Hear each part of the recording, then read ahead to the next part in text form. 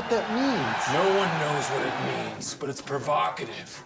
No, it's not. It's Gets gross. the people going. Well, Hector, here's the game plan.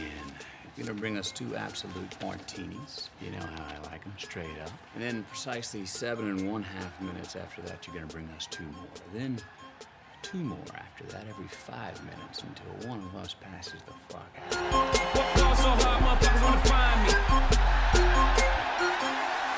You got a bad attitude and you don't listen. Oh, yes. There will be blood. It is not the violence that sets man apart. All right, it is the distance that he is prepared to go. Ever notice how you come across somebody once in a while that you shouldn't have fucked with? That's me. How the fuck else would you do this job? Cocaine and hookers, my friend.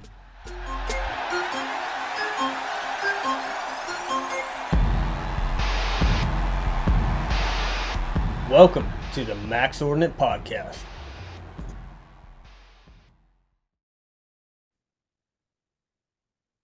It is August 24th for me. Yeah, yes, it is. And it is August 23rd for me. That is correct. I'm not going to mention who this was because it's somebody very close to me that I love. But I was asked at one point if they could send me money, or was it send me money? Either way, they asked me if I could watch the game, the NFL Super Bowl, and if I could tell them who won so they could go place a bet. I'm like, Yeah, I don't want to use a hard R, but that's retarded. Calm down now. Calm down. Some people just aren't in the understanding of how Time works. the rotation of the earth affects us all Fair on enough. a time scale. So anyways, dude, I know we don't have a lot of time. I'm on my lunch break right now, but today's workout, my God, I saw that. it was something else, dude. Because my first question was like, I'm reading it. It's like run/jog 400 meters. All right, cool. And then do 50-meter lunges. All right, cool. And, it said with a 35-pound plate. And I'm like, all right, got it. But then at the bottom, it said, carry the plate for everything. And I'm like, fudge. Okay. So 10 rounds of this, right? It took me damn near an hour to get through this. And, I was asking questions like, you want me to carry this while I'm running? Yes. Okay. And it has to be a plate. And they're like, yes. Or it could be a medicine ball. I'm like, okay, well, I don't have a 35-pound medicine ball, but I got a plate. Cool. I'm like, so no kettlebells, no dumbbell, no nothing like that. And they're like, no. You have to struggle to carry this thing. And I'm like, oh, there will be struggles. I'm struggling. So I'm carrying this weight, dude, and I'm like running around the track, and it's like, I got it here. And then I'm like, put it on top of my head, and it's just like concussions are happening. And I'm like, nope, left shoulder. Okay. And yeah, I was actually looking forward to the most painful part of the exercise, which was the lunges. I mean, it was pretty much, I couldn't do 50 meters straight. I tell you that, like maybe the first few times, but after, you get to round 7 or 8 and I'm maybe doing 10 meters and then I got to stop because So I guess the question is lifting me off the ground. Are you dropping weight, and is this improving what you're trying to improve, which is your calisthenics and not putting on so much muscle bulk? Well, I've been recording my weight. I wish I had a way right now to accurately do like a fat test. I don't really know where I'm at. I know I don't have saggy titties and love handles. So, I mean, Fair enough. if I have a lot of fat, it's probably in my ass or in my thighs, But as far as like fat percentage, I really don't know where I'm at. But I know that, what was it, a week or 2 weeks ago, we were talking about my weight just skyrocketing since Mhm. jumping on a TRT program. And, I was at 170, and right now it's been pretty consistent about, and I think it'll taper down. I think it'll kind of tone itself out. But there was, since strictly being on this diet, changing the workouts and getting into this different routine, I'm down at like 161 when I finish my workouts in the morning.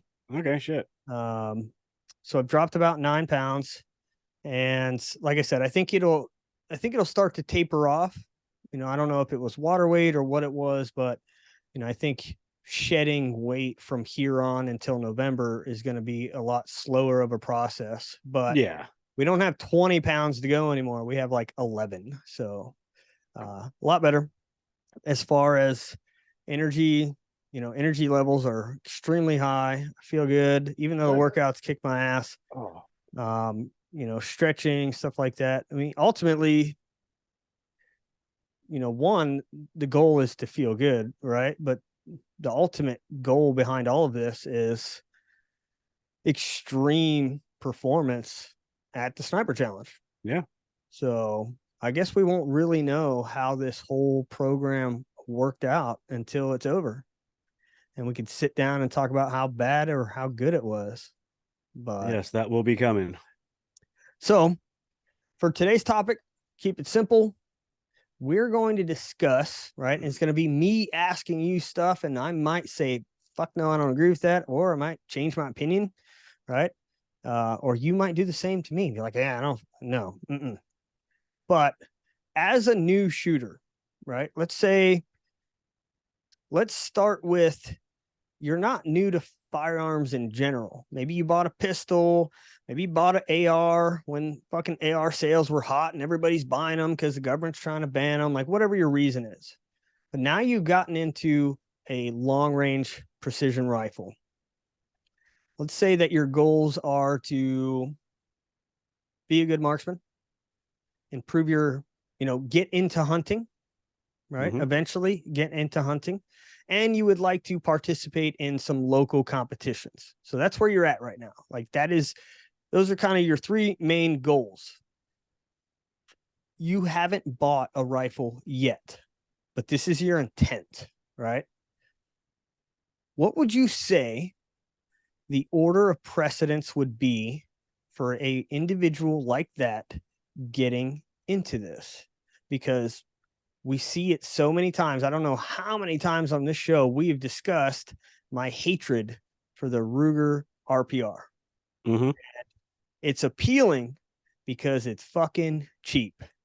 $1,200 later, you have a precision rifle, which, you know what? If your end state is just to be able to go out, plank some targets from the local gun range bench, then you're good, right? That will suit all of your needs. But if you have higher aspirations, like the ones we just discussed, be a better hunter, be a better marksman, and get into competitive shooting, it's probably not the gun for you, right? It's just, it doesn't fit those categories very well when you get into field and competition settings and things like that. But we see people buy them because the price tag is appealing. Yep, it is. You got optics out there, good marketing. It will get you every time. I still get got by good marketing to this day. Russ, he buys shit all the time, and then he gets it, he tries it, he's like, it sucks. I hate it. Yeah, and none of us are immune to marketing. I mean, No. we've talked about it before. Every one of us gets hit by marketing. I know. And we're like an amazing training company. We just can't market ourselves. It's fucking horrible, you're telling me. You got to rip a page out of the shitty companies who market really well and add it to what we're doing, and we're fucking good, dude. But I mean, so what's the question? Is the question, where do they start? What's most important? Because, not most important, but if you are this person, you, Jeff, are this person, right? But you know what you know now. How would you do things different, right? Because that's the overall question. Is new shooters go buy shit, they come to a class, they learn, they're like, damn, I bought a second focal plane scope, it doesn't work the way that I want it. There's too much extra thinking involved. I bought this bag because it was, you know, cheaper than everything else. And I saw so-and-so use it and they said it was good. And I got this 511 backpack because Tim Kennedy said it was awesome. And boom, here we go. You have all of this money spent and you don't find out until it comes time to train or it comes time to compete that you fucked up. Right. So here's what I would say is I would, coming from the primarily hunting portion of it, I would say this person needs more than one rifle. But if they're going to buy one rifle, they're just getting into it. If I was going to start over, but that's something that you learn, isn't it? Like yeah, you go to a training class and you start learning ballistics and trajectory, and then you start to like eyes open, like, okay, I want to get into hunting. I'm probably going to need something different than what I'm going to use to compete with. For sure. But what I would say is some of the mistakes I made early, right? So early mistakes was I wanted a bunch of cool shit. So I got a handful of rifles that were in Wildcats, right? Not readily commercially available rounds. Yeah. Something that was not a typical rifle that was a readily available pre-fit or readily available chassis for it, right? I spent a lot of money on really good rifles that I sort of accessorized to shit and put $800 pieces of glass on because I was on a budget, right? I didn't spend my money appropriately. So if I was going to start over, I would really look at what am I going to do with this rifle 90% of the time? Because the guy who says, I want to hunt with it, I want to shoot matches, and I want to go shoot long range and take some classes is not going to do all three the same amount of time. Where are you spending your time the most? All right. Is it going to be matches? Yeah. I'll inject this little tidbit in there since you brought that up. Your mindset is that you want to get into competing and learning how to use the rifle before you go and take a life. Like that's your priorities. So first thing I would do is I'd buy something that's a very generic but readily used platform, right? So I just go buy some type of 700 off the shelf that I can learn to use. Okay. Calibers are whatever they are, right? Any of the 6s, any of the 6.5s, they're all great, and you can get hunting ammo and you can get match ammo, and it's off the shelf. I wouldn't spend money on some super high-end rifle. I wouldn't go drop $5,000, $5,500 on something that is going to, we talked about this before, something that's just so nice out of the box that I don't really learn any fundamentals. I'd go spend $1,500 on a rifle, go spend $1,000 on a piece of glass, and I'd run the shit out of it till it broke, until I was really good and it could actually justify upgrading because my skill level was enough to justify it. Yeah. So I don't know how many $1,500 rifles out there.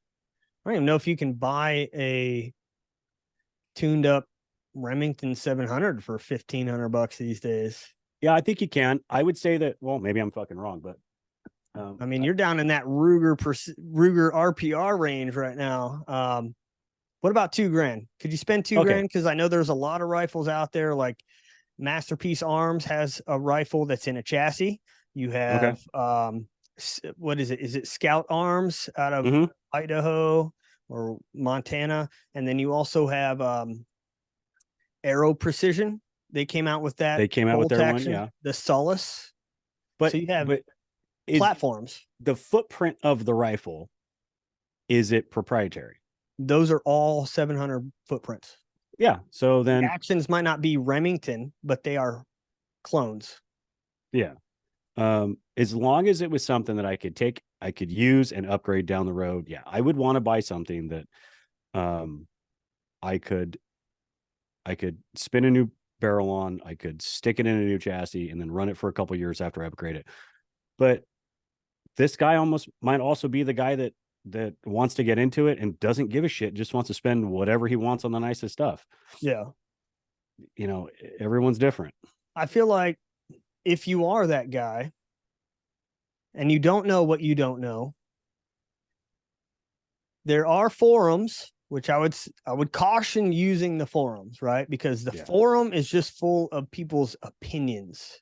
Yep. Right. Like, oh, you're going to compete. You have to get this because Yeah. I have it, or you have to get this because I use it. Like, you're just getting everybody's opinions, right? Whereas if, multiple people have contacted me asking me these same questions I'm asking you right now, and my answer is always like, first off, can you tell me what we're starting with a budget? Like, oh, I don't want to spend more than 1,800. And I'm like, for the rifle and scope, or are we just talking the rifle here? Yeah. Like, oh, just the rifle. I'm like, okay, could we bump that number to 2,000? And these are some good options, right? These are quality rifles that will do the job for you. I'm like, then we can talk about glass. Do you want a reticle selection?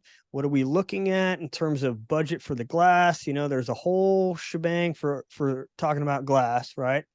And, minutes, mils, I really don't try to steer anybody one direction or the other. The concept behind them is the same. It's kind of like, do you have any experience and are you comfortable with one or the other? We can go there, right? Yeah. And that would be my same answer for glass too.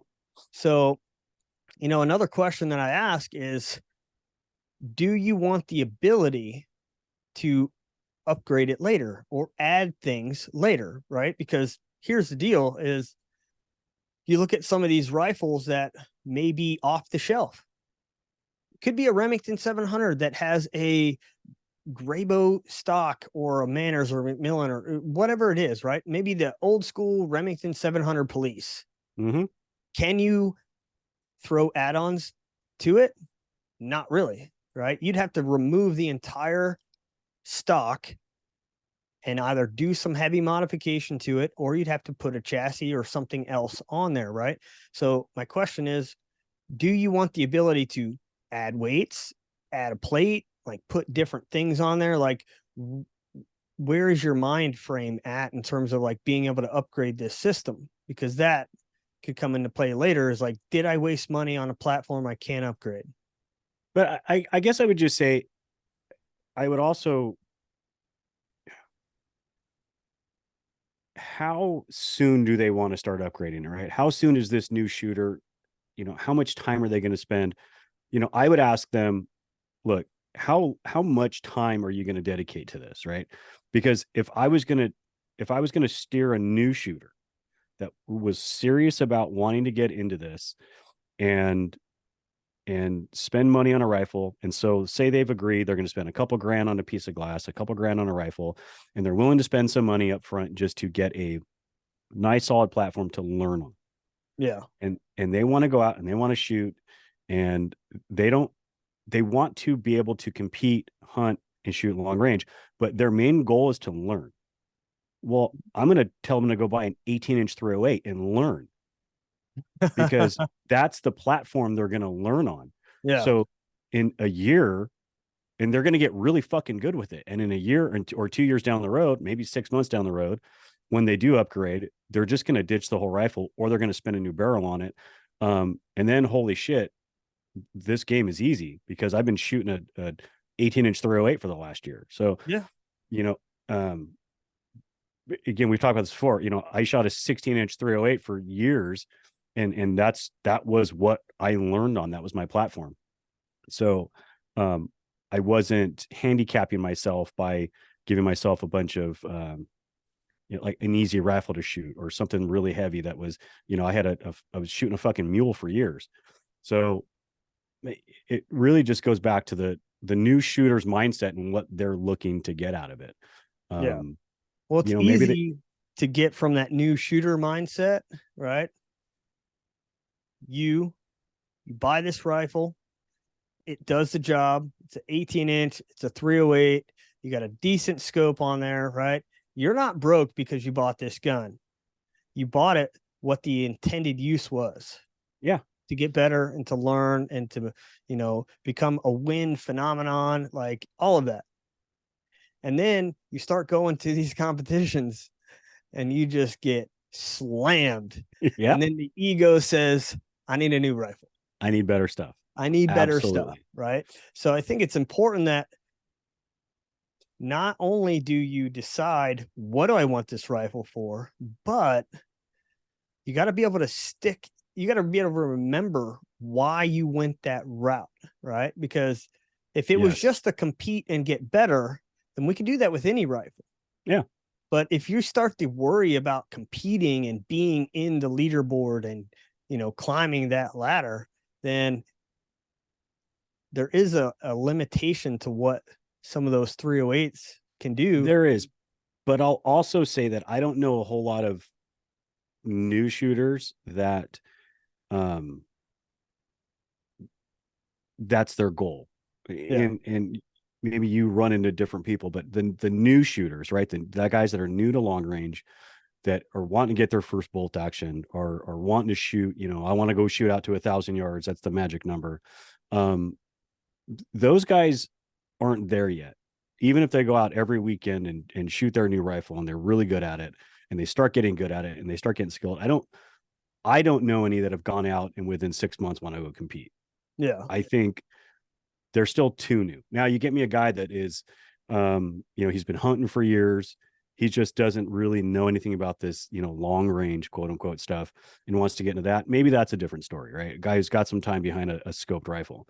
But I think somebody who's new to a scoped rifle bolt action platform, I just don't see him competing in 6 months. I think that's the guy that needs to learn on a 308. No, 100%. I'm kind of, I guess I'm thinking about myself and like this insatiable competitive nature about me, where going out and getting an ass whooping just drives me to look at, what are all the areas that I need to improve myself, my gear, and like, how am I going to do it? You know, is it blowjobs at the truck stop? Like, what's happening here? Probably is. So, and look, and you got guys with different budgets too, right? I've got a lot of friends that, you know, they can't afford a $2,000 rifle. They can't afford $2,000 piece of glass. And I've said, look, you can still shoot accurately. Yeah. There are options out there. You're just going to have to understand you're going to give something up. You know, I've put a ton of people on the old Savage Model 110 because good AccuTrigger. It had, you know, it's not a bad rifle. A floating bolt head, so it's inherently accurate. It's a button rifled barrel, but you got to clean the motherfucker every 6 rounds because it's filthy.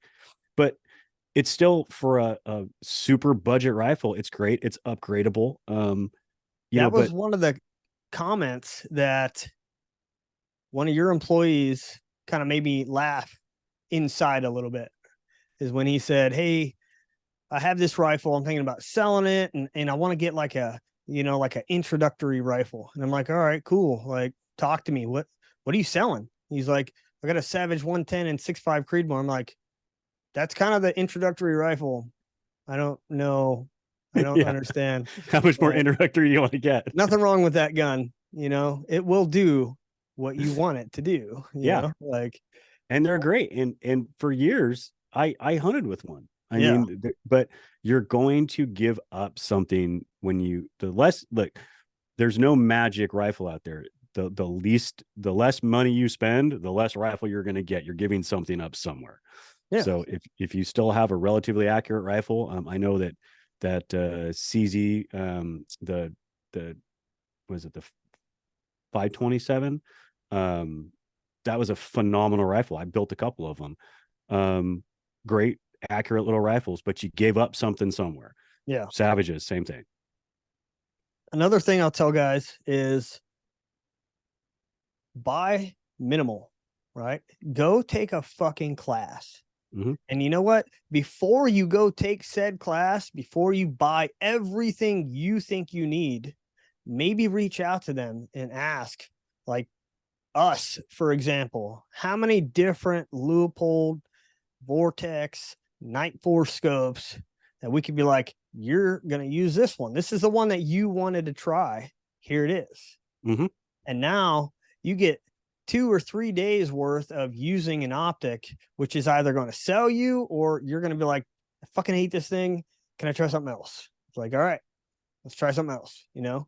But that is the ideal situation, is if you're going to go train, right?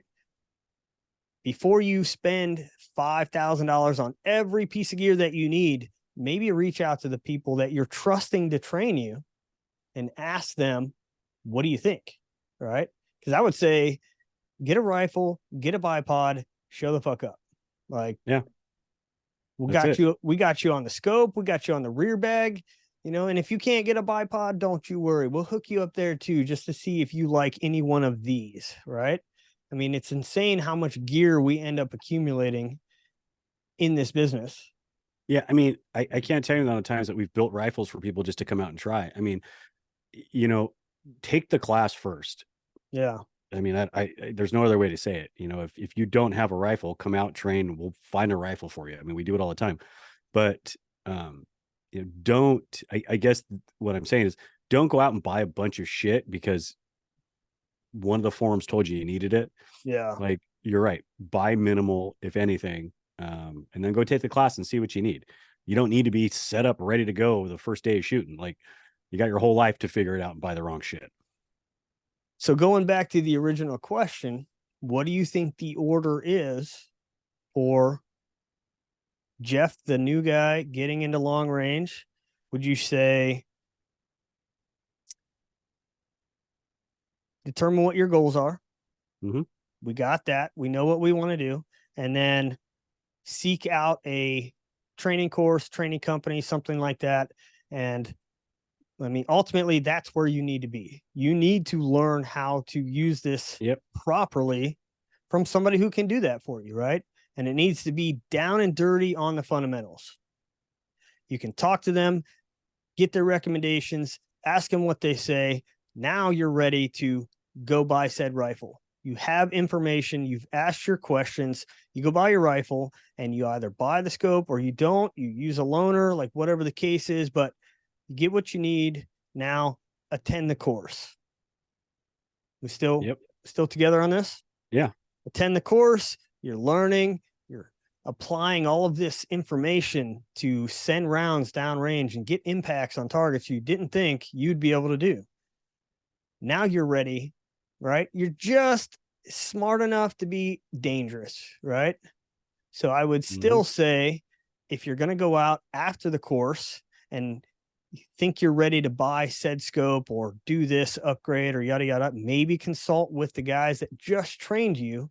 Say, hey, I'm thinking about doing this. What are your thoughts? Right? Ultimately, it's still your decision, but you still want to make sure it's a good one, right? Because we've all had that moment where, you know, it's big in the military, dude. You go through this fucking training school and you're like, I'm a fucking G now. I know everything. And then you really don't, right? It takes experience to get to that level. So, I mean, even myself, I mean, I can't tell you the amount of times that I'm fucking texting you or calling you like, hey, I'm looking at this piece of gear. Do you know anything about it? You know, we don't know nobody fucking knows everything, right? Yeah. Ask somebody. So if you're going to go out and buy gear, I mean, I like the idea of getting a hold of your training company, whoever you're going to go train with, somebody you know, and just ask them before you buy anything. I mean, it makes sense. I hate seeing people waste money because I've wasted a shit ton of money my whole life on things that I look at now. And I'm like, why did I spend money on that? Like, huge wastes of money. It's kind of like having a financial advisor, you know, like I have all this money and how do I invest it? Well, you know, said company, us, somebody else, reputable, they're there to help you guide it, right? I can only hope that whoever you reach out to doesn't try to push you to who sponsors them, you know, like. For sure. We shoot Falcor rifles and I like them. I was a big part of that design. The Falcor chassis were, you know, sponsors and partnered with Leupold. Same thing, right? I love their gear, but it doesn't mean I'm telling everybody like, this is your only option. In reality, I just want them to become good shooters and attend the training course and us put our mark on them so that they can go out and continue to grow. Right. Yep. So make sure you're looking out for biasness in products to buy and stuff like that. You know. And it's again, another golf analogy. Going to somebody that's brand agnostic is the only way to know you're truly getting something that's properly fit for you or something that's going to work the best for you. You know, people go get fit for clubs all the time and it's just a place that sells, they just sell these 3 clubs. Yeah. Well, fuck, you're not getting fit for what's best for you. You're just getting one of those three, and maybe one of those three fits you. So, definitely watch out for bias. Definitely don't. If someone's trying to sell you something and you're asking questions, and it sort of feels like they're just yaing you, don't buy it. Yeah. Because I see it all the time, and someone's genuinely trying to ask a question, trying to learn some more about what they're going to be purchasing, trying to let you know, hey, this is what I want to use it for. And it's like, yeah, it's perfect. You're not like, how do you know? You're not listening to what I'm trying to tell you, what I'm trying to do with it. Even as a new shooter, the new shooter may not have the experience, but he knows what he wants to do with it. Yeah. So, definitely listen to people who are listening to you with what you want to do with your gear, because that's important. Because I've got a bunch of loopholed scopes in there. I got one on the table here, and I have rifles without loopholed scopes because there's a specific piece of glass I need for a specific rifle. Yeah. There is no one fits all. We're going to have that conversation. The ultimate one scope fits all optic. You think there isn't one? Well, maybe there is. I don't know. I think I don't think there is. I Okay. don't think there possibly could be. I think there's a one is good for all. Okay. I think, the whole fear the man with one rifle thing is absolutely true, but I don't think there's one best one fits all piece of glass or rifle. I don't think there is. Okay. So again, like that conversation for another episode where we can discuss one size fits all. Is there a scope that's capable of that? Doesn't mean it has to be the best for every one of those scenarios, but will it work for every scenario? Right? Because there's two different ways to look at it. Yeah. Is there a scope that will be the best in every one of these situations? And is there a scope that will suit the needs of every one of these situations? So yeah, that's a discussion for another episode. It is, absolutely. To close this conversation out and get you out of here, final thing. I just want to hear what you have to say. I know what I say, but I get a lot of questions about, specifically, I have a lot of Leupold guys or people who are wanting to buy a Leupold Mark V. Mm-hmm. They'll reach out and they'll say, I'm thinking about getting a Mark V with this reticle. I'm like, all right, cool. Should I do 25, 5 to 25 or 7 to 35? And I'm like, well, let's talk about it, but you also have people who think that you require that much magnification to engage targets at that 1,000-yard mark. And you can't do it without 20 power or more, which is kind of bullshit, right? And do it with 16 power. Military, they forced us to do it with 12. I've done it with 10. I mean, imagine this. You have a 50 caliber M107 Barrett sniper rifle. With a little tiny piece of glass With a on little it. tiny piece of 3 to 12 fucking love on top. And it looks so stupid. And they're like, yo, shoot that target 2,000 meters away. And you're like, I'm on it, dude. Boom. Like, I mean, it's kind of like more recoil than that, but you get what I'm saying, right? Yeah. So what do you think? I mean, so guy asked you 5 to 25 or 7 to 35. My answer would be, I could care less about what the upper range is. For me, I always care about what I'm using that rifle for. I need to know what the maximum bottom range is for what works for me. So dude, that is it's fucking awesome, because me and you are looking at this from our own specific needs. And yours is, what's the bottom range? And mine is like, I don't really use the bottom range. So I would go 7 to 35 because I might want 35 one day, but I'm never going to care about 5 power. Like, for sure. So because I have a tendency to, whether it's I get lost, whether I need bottom range, I don't like to be in all the time, right? So especially like for my hunting rifles, I need bottom range. I need a lot of light transmission sometimes at night. In scenarios with some of my match rifles, I put glass on it where there's a scenario that I may be shooting at night, which is I want maximum field of view, maximum light transmission at night on bottom range. So typically mine are mostly 5 to 25s. I think I have one 7 to 35, but most of mine are 5 to 25s. And that's the question I ask guys is, where do you find yourself needing the most area?